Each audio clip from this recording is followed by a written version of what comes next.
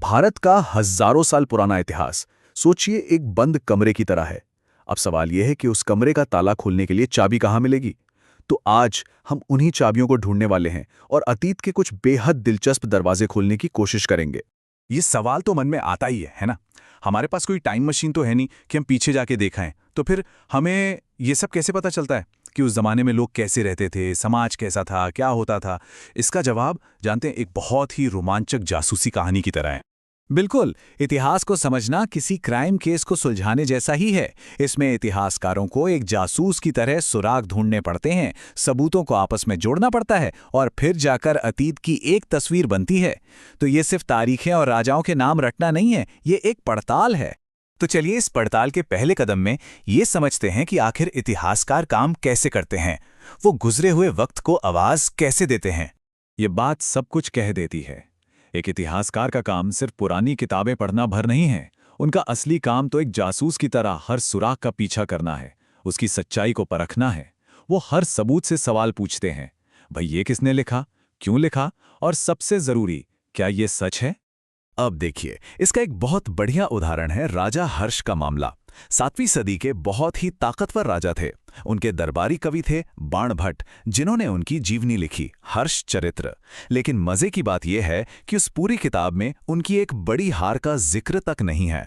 हमें उनकी हार के बारे में पता चलता है उनके दुश्मन चालुक्य राजा पुलकेशिन द्वितीय के एक शिलालेख से, जिसमें वो बड़े गर्व से हर्ष को हराने का दावा करते हैं।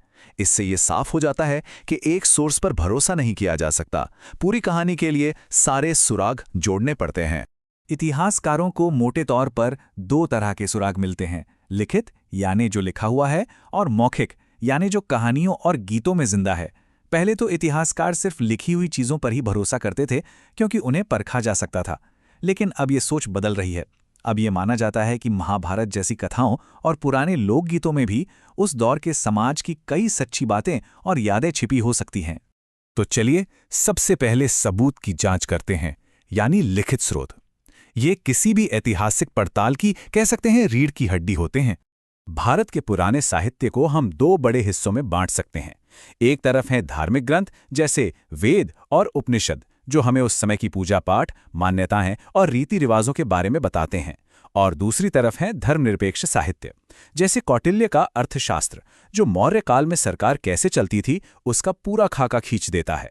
या फिर कालिदास के नाटक, जो उस समय की जिंदगी की एक खूबसूरत तस्वीर दिखाते हैं। धार्मिक साहित्य में भी बहुत विविधता है।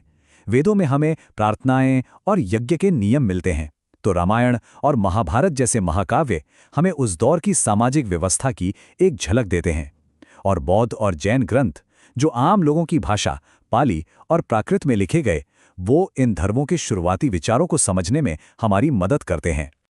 लेकिन सोचिए, तब क्या होता है जब कोई लिखित सबूत हो ही ना, या जो हो वो एक तरफा कहानी बता रहा हो। तब हमारे इतिहास के जासूस दूसरे सबूत की ओर मुड़ते हैं, वो चीजें जिन्हें हम छू सकते हैं, यानी भौतिक साक्ष्य। पुरातत्व यानी आर्कियोलॉजी इतिहास की फोरेंसिक लैब की तरह है। ये हमें उन आम लोगों की कहानी बताता है जिन्होंने शायद कोई किताब या ग्रंथ नहीं लिखा। जब पुरानी बस्तियों की खुदाई होती है तो वहां से मिले औजार, मिट्टी के बर्तन और टूटी फूटी इमारतें हमें उनके रोजमर्रा के जीवन के बारे में बहुत कुछ बता जाती हैं। अब एक बहुत ही रोमांचक कहानी की बात करते हैं। सदियों तक पूरे भारत में पत्थर के खंभों और चट्टानों पर सम्राट अशोक के संदेश खुदे हुए मिले, लेकिन कोई भी उन्हें पढ़ नहीं पाता था। वो भाषा एक पहेली बन गई थी, एक ऐसा कोड जिसे सब भूल चुके थे।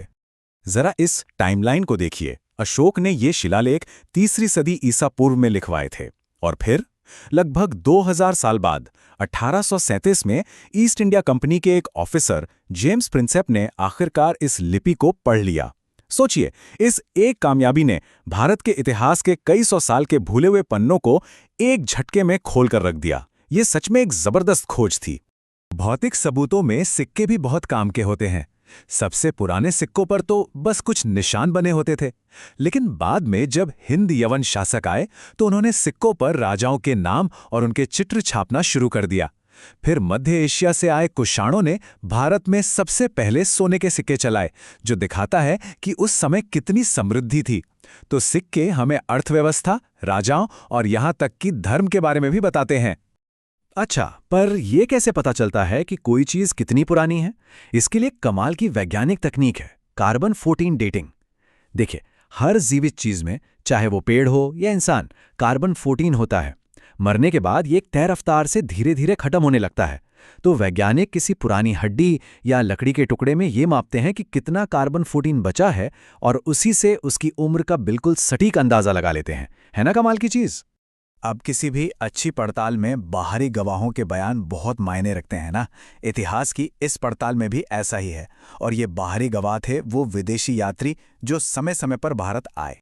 अलग अलग समय पर ग्रीस, चीन और दूसरी जगहों से कई यात्री भारत आए, जैसे मौर्य दरबार में यूनानी राजदूत मेगास्थनीज, जिनकी किताब इंडिका हमें उस समय के समाज के बारे में बताती है, या फिर चीन से आए बौद्ध यात्री फाहियान और ह्वेनसांग, जिन्होंने गुप्त काल और राजा हर्ष के समय का आंखों देखा हाल लिखा।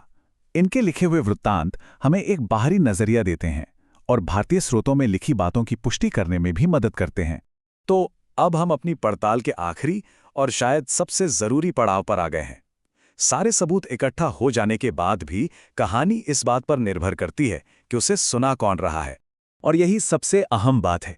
ब्रिटिश इतिहासकारों जैसे विंसेंट स्मिथ ने अक्सर भारत के इतिहास को इस तरह पेश किया कि यहाँ का समाज कभी बदला ही नहीं और यहाँ के लोगों को हमेशा एक बाहरी शासक की जरूरत थी। ऐसा करके वो भारत पर ब्रिटिश राज को सही ठहराते थे। इसके जवाब में केपी जायसवाल जैसे भारतीय राष्ट्रवादी इतिहासकारों ने भारत के गौरवशाली अतीत और स्वशासन की परंपराओं पर जोर दिया ताकि लोगों में आत्मविश्वास पैदा हो। सबूत वही थे, लेकिन उन्हें देखने का नजरिया और कहानी सुनाने का मकसद दोनों बिल्कुल अलग थे। और यहीं पर हम इस आखिरी सवाल पर पहुंचते हैं। इतिहास सिर्फ ये नहीं है कि क्या हुआ था, ये इस बारे में भी है कि हम उस अतीत को कैसे याद करते हैं और क्यों। ये तथ्यों और सबूतों की नींव पर तो खड़ा है, लेकिन इसे हमेशा एक नजरिए से ही सुनाया जाता है। ये एक ऐसी पड़ताल है जो कभी खत्म नहीं होती, जिसमें हर नई खोज और हर नई पीढ़ी अतीत को एक नए तरीके से देखती और समझती है।